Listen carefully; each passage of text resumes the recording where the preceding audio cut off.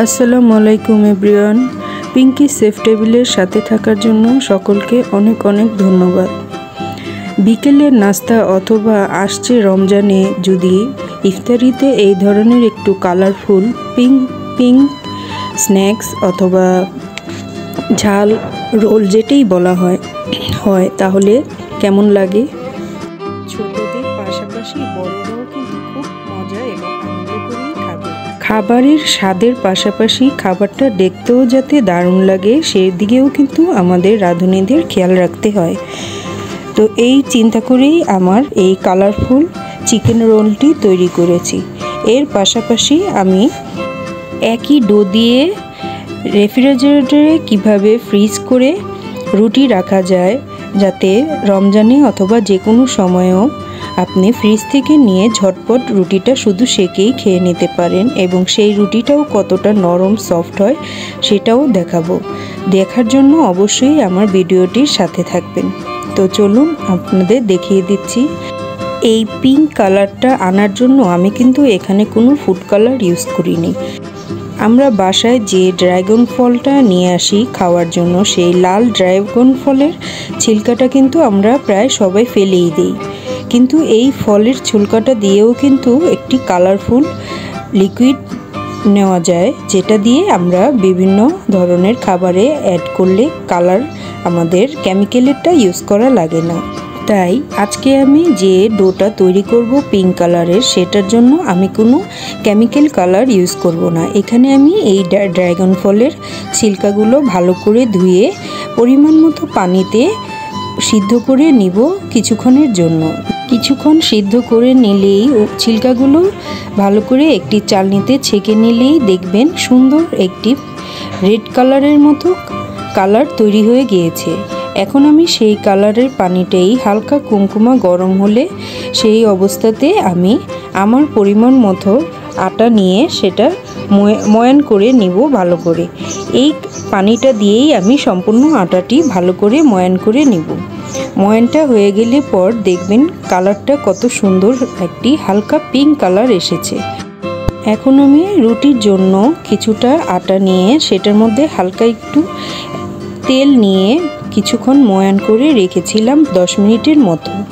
এরপর সেগুলা গোল গোল করে পাতলা রুটি বেলে নেব।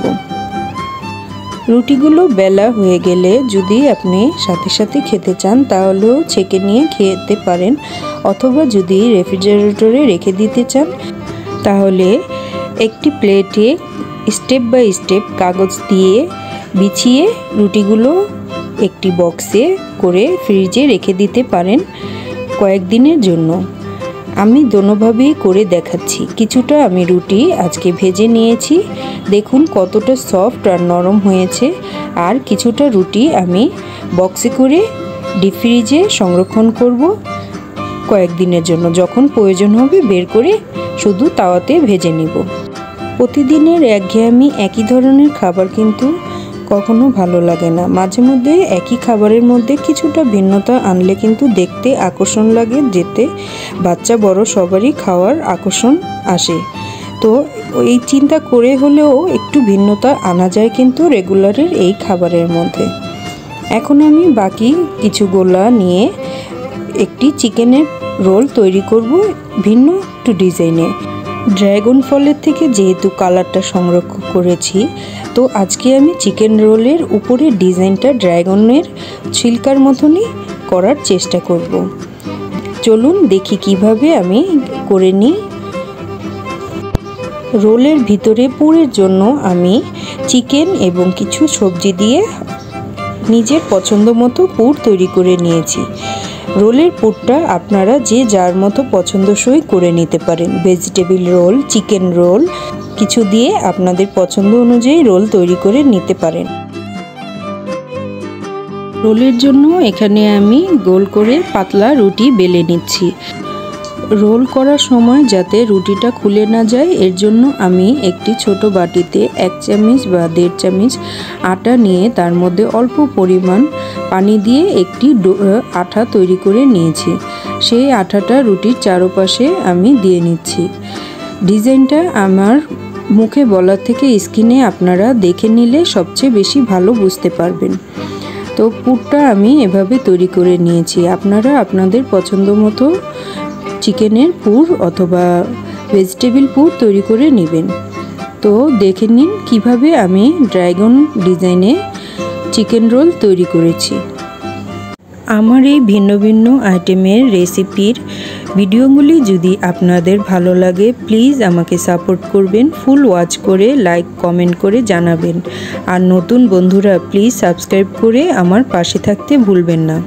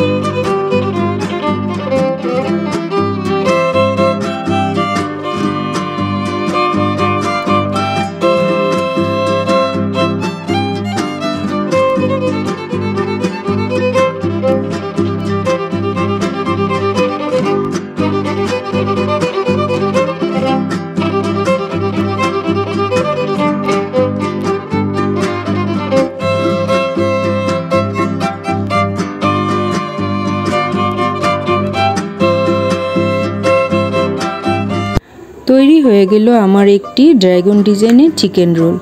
এভাবে করে আপনারাও তৈরি করে নিতে পারেন। একটু ভিন্ন ডিজাইনে খাবারের মধ্যে আনলে কিন্তু দেখতে খুবই ভালো লাগে। এভাবে করে আমি আমার বাকি চিকেন রোলগুলিও তৈরি করে নিব। সবগুলো চিকেন রোল তৈরি হয়ে গেলে এটা আমি রেফ্রিজারেটরে সংরক্ষণ করব কয়েকদিনের জন্য। এভাবে তৈরি করে ফ্রিজে রেখে দিলে রমজানে অথবা যে কোনো দিন বিকেলে স্ন্যাক্স হিসেবে অথবা কোনো মেহমান আসলেও হঠাৎ করে ভেজে কিন্তু সারপ্রাইজ দেওয়া যায় ভিন্ন রকম এই চিকেন রোলটা। ডিপ ফ্রিজে সংরক্ষণ করার পরেও যখন বের করে ভেজে নেবেন তখন দেখতে কতটা খাস্তা এবং মচমচে হয় সেটাই দেখানোর জন্য এখন আমি ডিপ ফ্রিজ থেকে বের করে আমি ভেজে দেখাচ্ছি। তেলটা হালকা গরম হলে পর আমি চিকেন রোলগুলো দিয়ে দিচ্ছি। এই সময় চুলার আঁচটা মিডিয়াম হিটে রেখে আমি উল্টিয়ে পাল্টিয়ে সম্পূর্ণটা ভেজে নেব। তেলটা যখন হালকা গরম হবে তখনই চিকেন রোলগুলো দিলে চিকেন রোলগুলো খাস্তা এবং মচমচে হয়। বেশি গরম তেলে কখনোই ডিপ ফ্রিজিং করা কোনো স্ন্যাক্স ভাজবেন না, তাহলে দেখা যায় খাস্তা হওয়ার থেকে বেশি তেল টেনে নেয়, তৈলাক্ত হয়ে যায় বেশি। দোনো পিঠ ভালো করে ভাজা হয়ে গেলে আমি উঠিয়ে নেব।